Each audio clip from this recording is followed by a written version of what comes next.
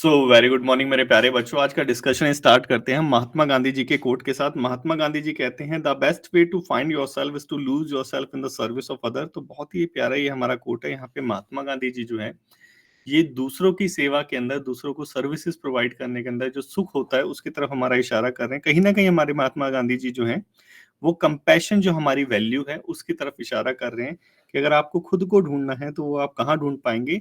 Services of other, दूसरों की सेवा के अंदर। और यही चीज हमारे डब्ल्यूएचओ अपनी रिपोर्ट में भी बोलता है, compassion and primary health care. तो काफी अच्छा एडिटोरियल है, काफी अच्छा ये कोट है। दोनों ही रिलेवेंट है हमारे आज के डिस्कशन के लिए, हमारे सीएपीएफ एग्जाम के लिए, क्योंकि हेल्थ केयर, हेल्थ सेक्टर भी एक इंपॉर्टेंट टॉपिक है हमारे एग्जाम के अंदर, यूपीएससी सीएपीएफ के अंदर।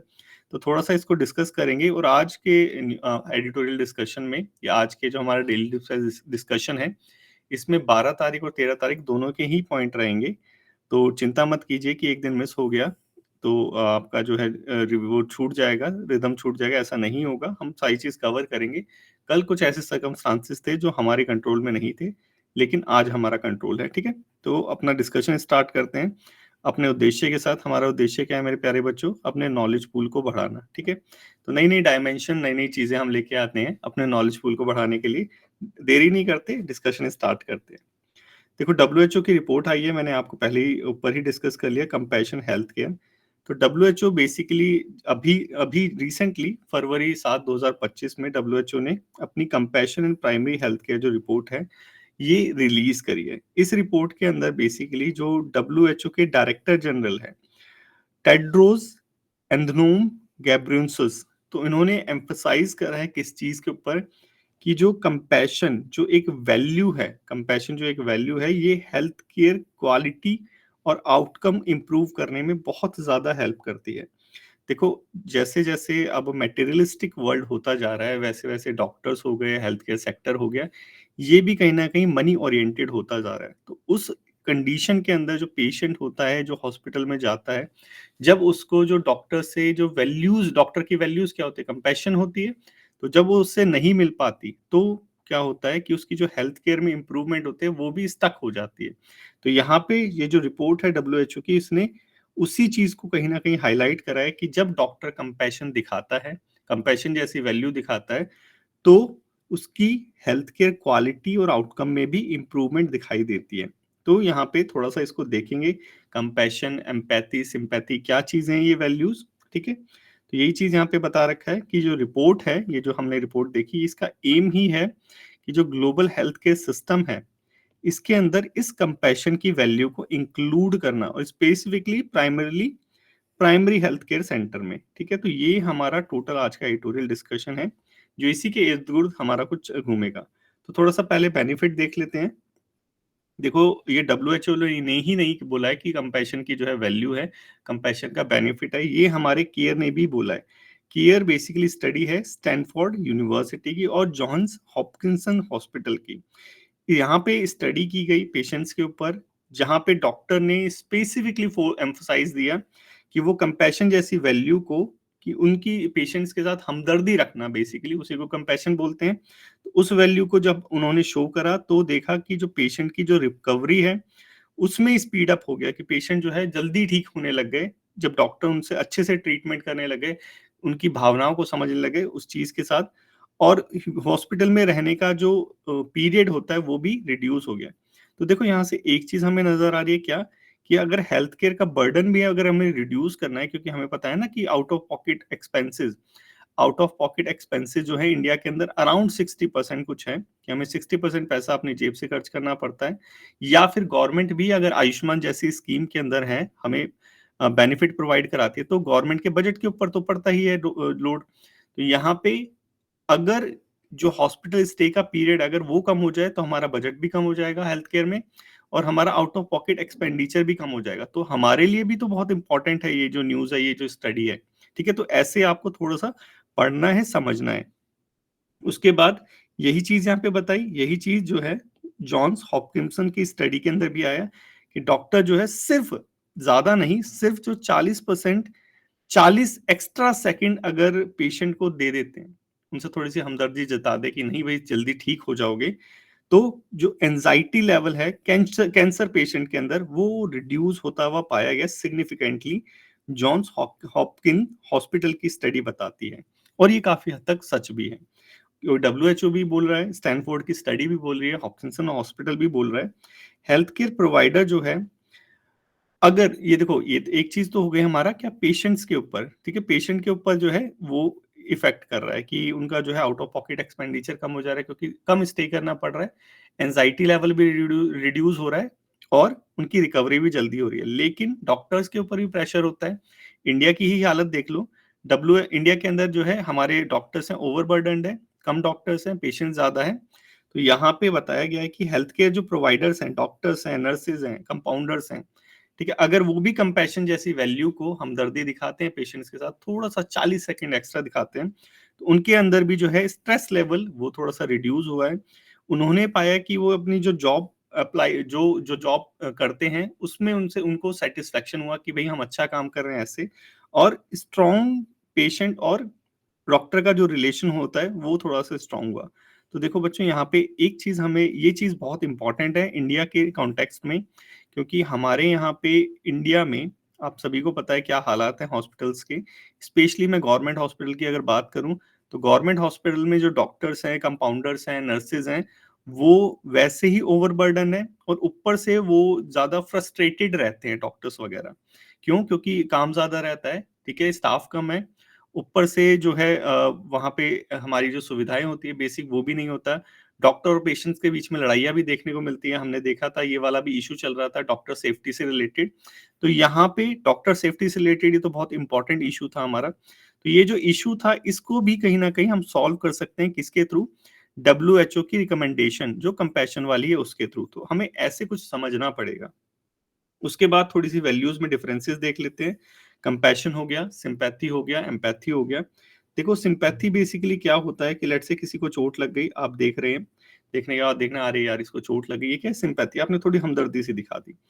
एम्पैथी क्या होता है? आप उसके दर्द को ही फील करने लग जाएं कि यार कितना दर्द हो रहा हो, आप उसके साथ रोने ही लग जाएं, ठीक है, वो क्या चीज है? वो है एम्पैथी।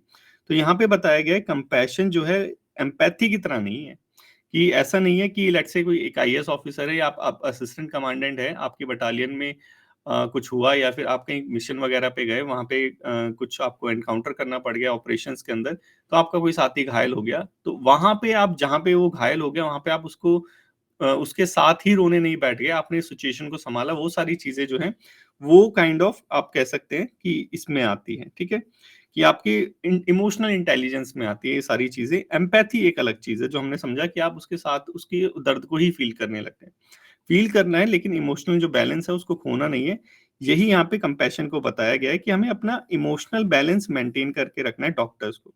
ऐसा नहीं है पेशेंट आया और पेशेंट के साथ रोने लग गए, वहां पे अपनी फीलिंग्स को कंट्रोल करना है, पेशेंट्स के पेन को शेयर भी करना है, लेकिन इमोशनल बैलेंस बनाते हुए, उसी को कंपैशन कहा गया है, ठीक है।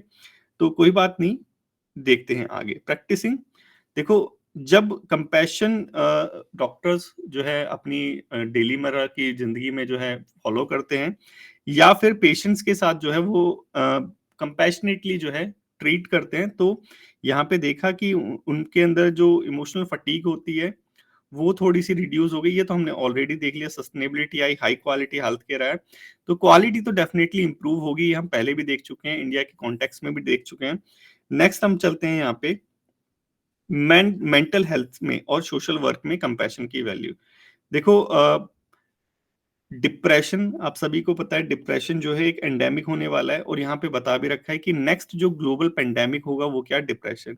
स्टूडेंट सुसाइड की प्रॉब्लम हो गई, ठीक है, आउटरीचिंग की प्रॉब्लम हो गई, ठीक है, मर्डर की प्रॉब्लम हो गई, सोशल जो डिस्टरबेंस हो रहा है, सोशल जो हमारा फैब्रिक स्ट्रक्चर है वो ब्रेक हो रहा है, उसमें डिप्रेशन कहीं ना कहीं एक इंपॉर्टेंट रोल प्ले करता है।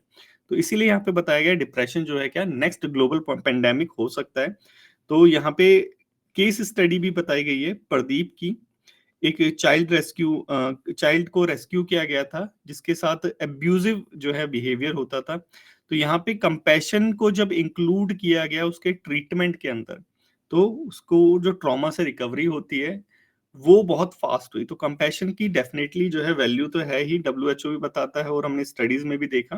तो इम्प्लीमेंट करने की जरूरत है, यहीं पे और सारी चीजें भी यही बता रखी है सारी। बाल आश्रम के अंदर भी यही करा, तो साइकोलॉजिकल ट्रांसफॉर्मेशन हो गया। यही सारी चीजें, कंपैशन की मतलब वैल्यू तो है ही। तो यहाँ पे बेसिकली यही इसी चीज पे एम्फसाइज किया गया है कि हमें करना क्या है। सबसे पहले तो अवेयरनेस फैलानी है कि कंपैशन की अगर हेल्थ केयर में इंक्लूड किया जाए तो उसकी क्या इंपॉर्टेंस है, की डिसीजन मेकिंग फैक्टर है, यहाँ पे ये बताया गया। दूसरा, ट्रेनिंग प्रोवाइड करानी है, क्योंकि जो हमारे नर्सेस हो गए, स्टाफ्स हो गए, उनको कंपैशन की शायद वैल्यू ही नहीं पता। अपने ट्रीटमेंट्स, अपने अपने पेशेंट्स को वो जानवरों की तरह ट्रीट करते हैं। स्पेशली मैं गवर्नमेंट हॉस्पिटल की बात करूं तो ये कोई ज्यादा बड़ी चढ़ी बात नहीं है। ये आप में से और मैंने भी पर्सनल तौर पे एक्सपीरियंस करा है। तो हमें ट्रेन करने की जरूरत है कि कंपैशनेट क्या होता है, क्योंकि कोई हॉस्पिटल में पेशेंट जब आता है वो तो खुशी से नहीं आता। तो उसको एटलीस्ट वहां पे जो है डिप्रेशन में है और या एंजाइटी में है, और उसको और ज्यादा आप जो है इल ट्रीटमेंट दे तो वो उसकी हेल्थ को और डिग्रेड कर देगा। तो ये लॉन्ग टर्म में एक बहुत बड़ा जो है पेंडेमिक बन सकता है। इसको अगर सॉल्व करना है तो कंपैशन यहाँ पे एक की है। तो ट्रेनिंग प्रोवाइड करानी चाहिए। हेल्थ केयर में इक्विटी प्रोवाइड करानी चाहिए। देखो, इक्वालिटी नहीं, यहाँ पे इक्विटी मतलब क्या कि रिच और पुअर, ठीक है, इक्वल ट्रीटमेंट की बात यहाँ पे नहीं कही गई। यहाँ पे इक्विटी की ट्रीटमेंट बात कही है। जैसे रिजर्वेशन क्या चीज है, एक इक्विटी है, ना कि इक्वल ट्रीटमेंट है। तो वही सेम चीज यहाँ पे बताई गई है कि हमें हेल्थ केयर में भी इक्विटी को फॉलो करना चाहिए। Regardless of economic status, gender और कास्ट, हमें ये सारी चीजें जो है प्रोवाइड करानी चाहिए। ये यहाँ पे बता रखा है। और यहाँ पे क्या बताया गया है, ग्लोबलाइज कंपैशनेट हेल्थ केयर, कि हमें वही जो डब्ल्यूएचओ ने बोला वही सेम चीज हमें प्रोवाइड कराने की जरूरत है, कि ग्लोबल लेवल पे हमें compassionate health care system provide कराने की जरूरत है। तो आई होप मेरे प्यारे बच्चों आपको ये समझ आ गया होगा। अगर आ गया तो ये पेपर 2 के लिए आपका टॉपिक है। इसको लिखने का ट्राई करो और देखो कि आप लिख पा रहे हो या नहीं लिख पा रहे। लिखने के बाद एक काम जरूर करना कि आप जो हमारा डिस्कशन ग्रुप है, डिस्कशन ग्रुप में कैसे जाना है, डिस्क्रिप्शन में जाओ, टेलीग्राम ग्रुप में जाओ, वहां पे आपको जो है डिस्कशन ग्रुप का लिंक मिल जाएगा। तो आप डिस्कशन ग्रुप में जाके अपना ऐसे जो है शेयर कर सकते हो। आप लिखो, दूसरों का, बच्चों का ऐसे भी चेक करो, तो आपकी नॉलेज भी बढ़ेगी यहाँ पे, ठीक है। तो नेक्स्ट चलते हैं। ये तो समझ आ गया होगा बेसिकली यहाँ पे कंपैशन को जो है ऐड करना है हमारे हेल्थ केयर सिस्टम में, और यही बहुत सारी जो हमारी प्रॉब्लम्स है वो सॉल्व कर देगा। नेक्स्ट चलते हैं, डेवलपमेंट रैंकिंग। देखो, यहाँ पे ये भी एक एडिटोरियल है, आज के ही न्यूज़पेपर से है। यहाँ पे बेसिकली जो ह्यूमन डेवलपमेंट इंडेक्स है उसको हम कितना ज्यादा एम्फसाइज करते हैं, लेकिन ये जो डेवलपमेंट इंडेक्स है ये एनवायरनमेंट को तो ध्यान में ही नहीं देता। तो ये हम यहाँ पे यही बताया गया है कि ये जो डेवलपमेंट रैंकिंग है ये बहुत डेंजरस है, क्योंकि इस ह्यूमन डेवलपमेंट इंडेक्स में ऊपर जाने के लिए लोग क्या कर रहे हैं, एनवायरनमेंट को डिग्रेड कर रहे हैं। तो ये एनवायरमेंटल एंगल से ह्यूमन डेवलपमेंट इंडेक्स को जो है डिस्कस किया गया है।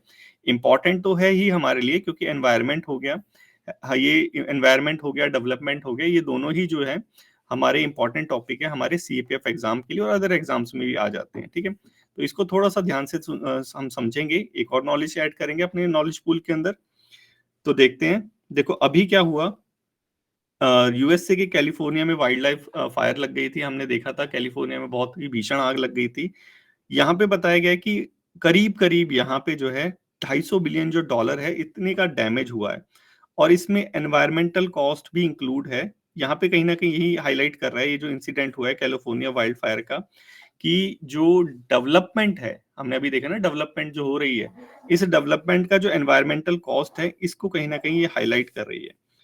अब यहाँ पे एक एक बात सोच के देखने की जरूरत है कि अगर जितने भी हमारे नेशंस हैं वो यूएसए की तरह या यूरोपियन यूनियन की तरह, हमारी इंडिया हो गया, अफ्रीका हो गया, नॉर्थ ईस्टर्न ये हो गया सारा एरिया, अगर ये भी यूएसए और यूरोपियन यूनियन की तरह जो है रिसोर्सेज को कंज्यूम करना चालू कर दे, तो हमें एक अर्थ नहीं कईयों अर्थों की जरूरत पड़ेगी, मतलब कि मल्टीपल अर्थ्स की जरूरत पड़ेगी हमारी डिमांड को सेटिस्फाई करने के लिए। तो यहाँ पे यही बता रखा है कि हमारी जो लाइफस्टाइल है वो सस्टेनेबल नहीं है एनवायरनमेंट के अकॉर्डिंग, ठीक है।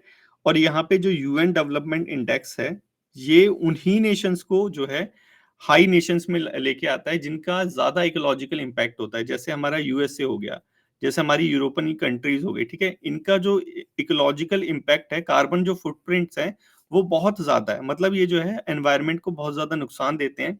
और जो हमारा ह्यूमन डेवलपमेंट इंडेक्स है इन्हीं को जो है कहीं ना कहीं बढ़ा चढ़ा के इनको फर्स्ट रैंकिंग सेकंड रैंकिंग में लेके आता है। और जितनी भी डेवलपिंग कंट्रीज है जिनका एनवायरमेंटल इम्पैक्ट या बोल दीजिए कार्बन फुटप्रिंट जो कम है, उनकी रैंकिंग बहुत कम आती है। तो यहाँ पे यही बताया गया है कि ये जो रैंकिंग है ये सिस्टम सही नहीं है, एनवायरमेंटलिस्ट ये कहते हैं। थोड़ा सा देख लेंगे। यहाँ पे फ्लॉडनेस बता रखी है इस इंडेक्स की, यहाँ पे बता रखा है कि ये जो इंडेक्स है लाइफ एक्सपेक्टेंसी पे फोकस करता है, एजुकेशन इनकम पे फोकस करता है, लेकिन एनवायरनमेंट का जो प्रेशर होता है उस पर तो फोकस ही नहीं करता। और यहाँ पे जैसे मैंने अभी आपको बताया कि जो हाई रैंकिंग कंट्रीज है वो कौन कौन सी है, सारी डेवलप्ड कंट्री है जिनका जो कार्बन फुटप्रिंट है वो ज्यादा है। तो यही चीज यहाँ पे बता रखी है कि ये जो इंडेक्स है फ्लॉड है। ठीक है, ये जो इंडेक्स है सिर्फ ये क्या करता है, एनवायरनमेंट को डिग्रेड करने के लिए प्रमोट करता है, ऐसे ही डायरेक्टली यहाँ पे बोला गया है। क्योंकि यहाँ पे एनवायरनमेंट, अगर एनवायरनमेंट को डिग्रेड करने पे नहीं प्रमोट वो करता तो यहाँ पे भूटान का नंबर फर्स्ट होता, लेकिन भूटान तो आता ही नहीं है कहीं यहाँ पे। तो यही चीज यहाँ पे बता रखी है।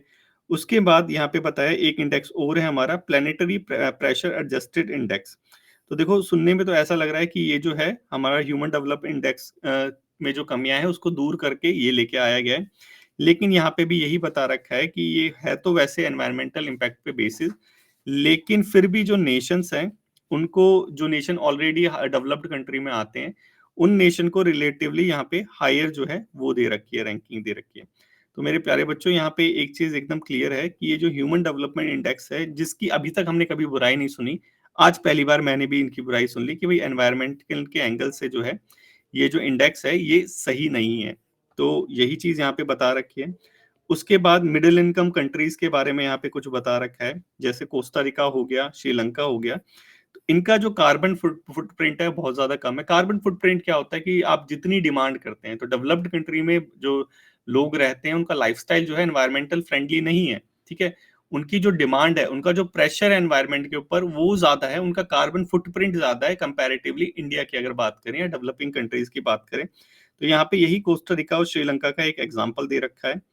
तो फाइनली इस एडिटोरियल के अंदर एक ही एंगल दे रखा था कि ये जो ह्यूमन डेवलपमेंट इंडेक्स है इसको थोड़ा सा करेक्ट करने की जरूरत है, एक ऐसा काइंड ऑफ इंडेक्स पे फोकस करने की जरूरत है जो एनवायरमेंट पे ध्यान दे।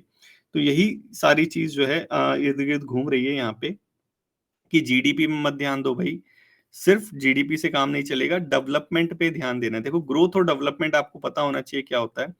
ग्रोथ में हम किस पे ध्यान देते हैं, सिर्फ नंबर्स पे ध्यान देते हैं कि हमारा जीडीपी रेशियो ऊपर बढ़ रहा है नहीं बढ़ रहा है।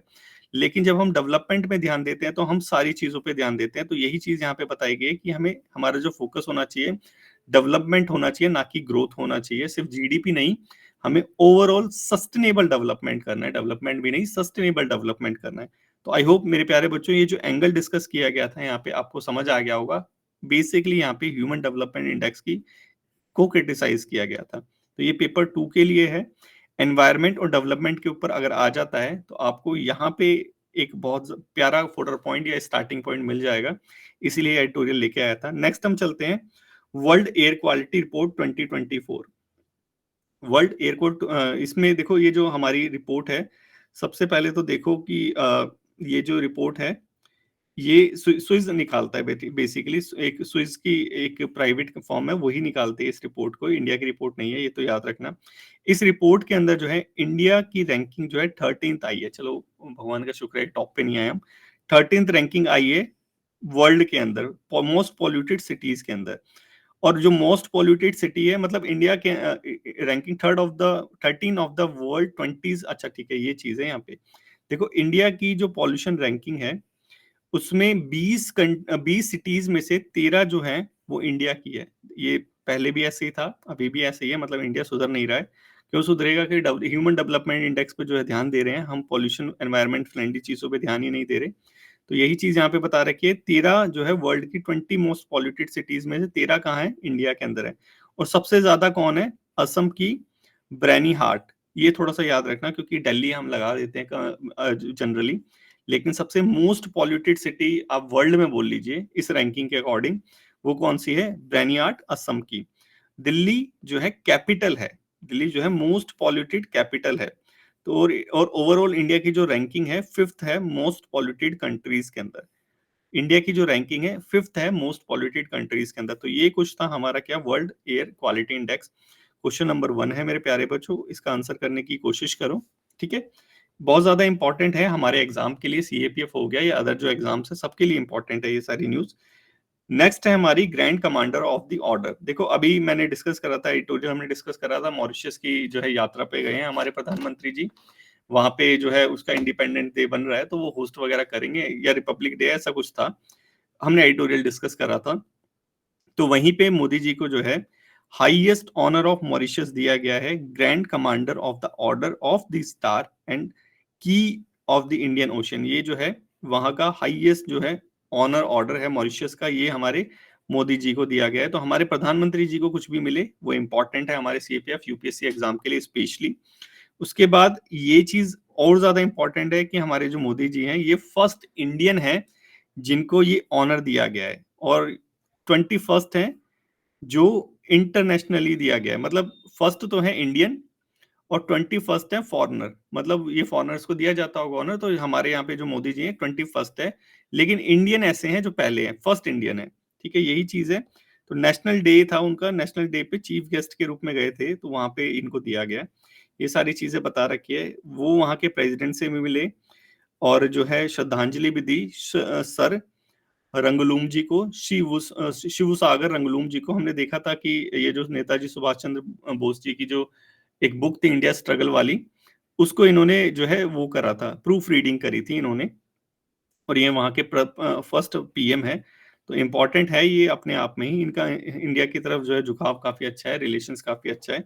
तो उनको श्रद्धांजलि दी, और सर अनुरुद्ध जगन्नाथ को भी श्रद्धांजलि दी। प्लस यहाँ पे स्पेशल जो गेस्चर था वो क्या कि हमारे मोदी जी ने जो ओसीआई जो कार्ड होता है वो मॉरिशस के प्रेसिडेंट को और फर्स्ट लेडी को दिया, प्लस संगम वाटर जो है वो दिया, कुंभ मेले से ले जाके मखाने दिए, और बनारसी सिल्क साड़ी दी, और सैंडली बॉक्स के अंदर। देखो ये सारी चीजें ऑल्थो सुनने में तो ऐसे लगती है कि बहुत ही छोटी चीजें हैं, लेकिन इससे भी स्टेटमेंट बन जाती है। तो इसको भी निग्लेक्ट नहीं करना, और इसको भी थोड़ा थोड़ा सा ध्यान में रखना है कि बनारसी साड़ी दी गई थी। तो ये सारी चीजें इंपॉर्टेंट हो जाती है। ठीक है, अब इसमें किसी बनारसी साड़ी को जीआई टैग मिल रखा है नहीं मिल रखा है, फिर वहां से जो है क्वेश्चन आने के चांसेस होते हैं। हम यहाँ पे डिस्कस करेंगे ओसीआई वाला, क्योंकि ओसीआई का जो है कार्ड दिया गया है वहां के प्रेसिडेंट और फर्स्ट लेडी को, फर्स्ट लेडी मतलब उसकी वाइफ हो गई, उनको दिया गया है। और तो ये अपने आप में इंपॉर्टेंट न्यूज है। तो ओसीआई कार्ड बेसिकली आता है किसके अंदर, सिटीजनशिप एक्ट 1955 के अंदर 2005 में अमेंड करके इसको इंट्रोड्यूस किया गया था। किसको नहीं दिया जाता ये थोड़ा सा आप सीरियसली थोड़ा सा याद रखना। पाकिस्तान और बांग्लादेश के लोगों को ओसीआई कार्ड नहीं दिया जाता, या फिर कोई जिसने फॉरेन मिलिट्री सर्विसेज कर रखी हो दूसरे देश का, उसको भी जो है ओसीआई कार्ड नहीं मिलता। बाकी सिटीजन्स हो 26 जनवरी के बाद, या फिर उसके माता पिता, चाइल्ड, ग्रैंड चाइल्ड, ये वो उन सबको मिल जाता है। बांग्लादेशी, पाकिस्तानी और जो मिलिट्री सर्विसेज वाले उनको नहीं मिलता, इतना थोड़ा सा याद रखना। एक पहले person of Indian origin card था, एक ओसीआई कार्ड था, अब दोनों को जो है मर्ज कर दिया गया। बस इतनी चीज थोड़ी सी याद रखना, क्योंकि ये थोड़ा सा ओवरवेलमिंग हो जाता है, पढ़ भी लोगे तो भी याद नहीं रहेगा। लेकिन ये जरूर याद रखना कि किसको नहीं मिलता, थोड़ा सा सेंस लगाना हो जाएगा। ठीक है, ये है क्वेश्चन नंबर 2। यहाँ पे सेंस लगा के देखो हो रहा है या नहीं हो रहा। स्टारलिंक, नेक्स्ट चलते हैं। स्टारलिंक देखो, अभी जो है भारतीय एयरटेल और हमारी इलोन मस्क की जो कंपनी है स्टारलिंक, इन दोनों ने जो है एग्रीमेंट कर लिया है। अब इंडिया के अंदर जो है स्टारलिंक आ जाएगा। स्टारलिंक क्या है थोड़ा सा समझ लेंगे, चिंता मत करो, लेकिन उससे पहले अप्रूवल लेना पड़ेगा डिपार्टमेंट ऑफ टेलीकॉम और मिनिस्ट्री ऑफ होम अफेयर से। थोड़ा मिनिस्ट्री का नाम याद रखना, ठीक है। तो ये कुछ न्यूज में था। स्टारलिंक क्या है बेसिकली, देखो अभी जो इंटरनेट आता है आपके घरों में आता है, तार से आता है, अब स्टारलिंक आ जाए, लेकिन टाटा स्काई देखो क्या चीज है, टाटा स्काई केबल कैसे आ रहा है, ऊपर से डायरेक्टली आ रहा है ना। तो वैसे ही जो आपके घर में नेट आएगा वो स्टारलिंक के थ्रू डायरेक्टली आएगा, इसको ही स्टारलिंक बोलते हैं। वर्ल्ड का पहला और लार्जेस्ट सैटेलाइट कॉन्स्टलेशन है कि जो है एक एरिया को कवर करने के लिए खूब सारी जो है सैटेलाइट जो है ऊपर लगा दी जाएगी, ये ऐसे ऐसे करके पूरे एरिया को कवर कर लेंगी। तो यही स्टारलिंक प्रोजेक्ट है, ये हमारा अर्थ हो गया, तो पूरे अर्थ के ऊपर ऐसे ऐसे करके होगा। तो ये स्टारलिंक प्रोजेक्ट है। हाई स्पीड इंटरनेट आएगा, लो लेटेंसी होगी। लो लेटेंसी मतलब कि जितना दूर रहेगा उतनी ज्यादा लेटेंसी होगी, जितना कम पास होगा उतनी कम लेटेंसी होगी। ठीक है, तो लो लेटेंसी रहेगी इसका। क्यों लो लेटेंसी रहेगी, क्योंकि लोअर अर्थ ऑर्बिट के अंदर है। ठीक है, तो यही बता रखा है सारा, वायरलेस कनेक्शन है ये सारा। अब थोड़ा ऑर्बिट के बारे में देख लो। देखो ये है हमारा क्या, लोअर अर्थ ऑर्बिट। ठीक है, अगर ये सैटेलाइट मियो में होता, मीडियम वाले में होता, तो लेटेंसी ज्यादा होता या कम होता, डेफिनेटली ज्यादा होता। वैसे ही जियो में होता तो और ज्यादा होता। तो जितना पास उतना लो लेटेंसी। ठीक है, लो लेटेंसी मतलब कि आने जाने में थोड़ा सा टाइम कम लगेगा, वो हो गया नेटवर्क को। क्वेश्चन नंबर 3 ट्राई करो आंसर करने का। ये चीज देखो, ये चीज देखो, आज ही जो है पेपर के अंदर मैंने देखा इसको। एक डॉक्यूमेंट्री है बुरियल ऑफ ड्रीम्स, एक डॉक्यूमेंट्री है जिसका नाम है बुरियल ऑफ ड्रीम्स।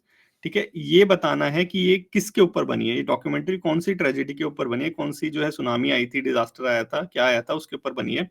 कमेंट करके बताओ मेरे प्यारे बच्चों, फिर मैं इसको संडे को डिस्कस करके बताऊंगा।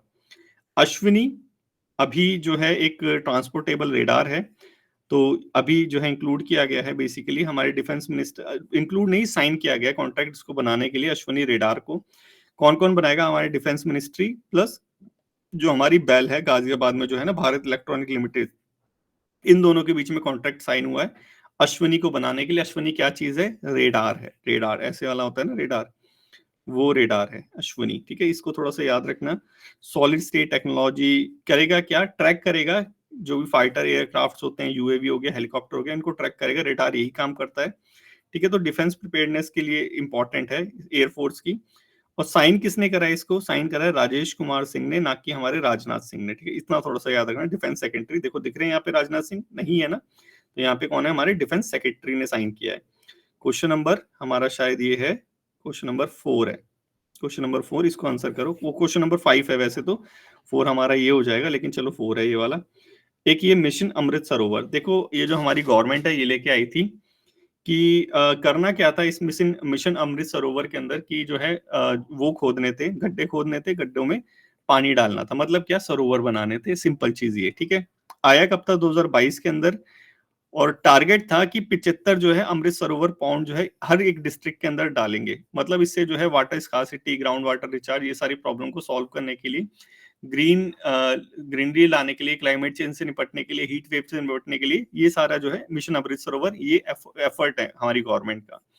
ठीक है, तो कंप्लीट हो चुका है 15 अगस्त 2023 के अंदर, आजादी के महोत्सव पे, और टारगेट हमने अचीव कर लिया है। ठीक है, तो इंपॉर्टेंट तो है ही। अब यहाँ पे एक चीज जरूर याद रखना कि ये सिंगल मिनिस्ट्री का इनिशिएटिव नहीं है, ये बहुत सारी मिनिस्ट्री है उनका इनिशिएटिव है। जैसे रूरल डेवलपमेंट, जल शक्ति, कल्चर, पंचायती राज, एनवायरनमेंट, फॉरेस्ट, इन सब का ये इनिशिएटिव है। और पीपल का भी पार्टिसिपेशन रहेगा, रेलवे, मतलब ये जो मल्टी मिनिस्ट्री का ये कंट्रीब्यूशन है। तो मेरे प्यारे बच्चों, आई होप आपको समझ आ गया होगा ये सारा। आज की डिस्कशन में बस इतना ही था। अगर आपको अच्छे से समझ आ गया हो, ये समझ आ गया ना अमृत सरोवर वाला क्या था? मल्टी मिनिस्ट्री इनिशिएटिव है। बस ये इसलिए था क्योंकि ये 4 पॉइंट का काम करेगा, कहीं क्लाइमेट चेंज का जो टॉपिक आ गया उसके अंदर स्कीम वगैरह देने के अंदर। ठीक है, बस ये चीज याद रखना, अगर एमसीक्यू आ जाता है तो ये चीज थोड़ा सा याद रखना है कि ये जो है सिंगल मिनिस्ट्री का इनिशिएटिव नहीं है, मल्टी मिनिस्ट्री का है। तो आज के डिस्कशन में बस इतना ही है मेरे प्यारे बच्चों। आई होप आपको अच्छे समझ आ गया होगा। Thank you so much for today's discussion.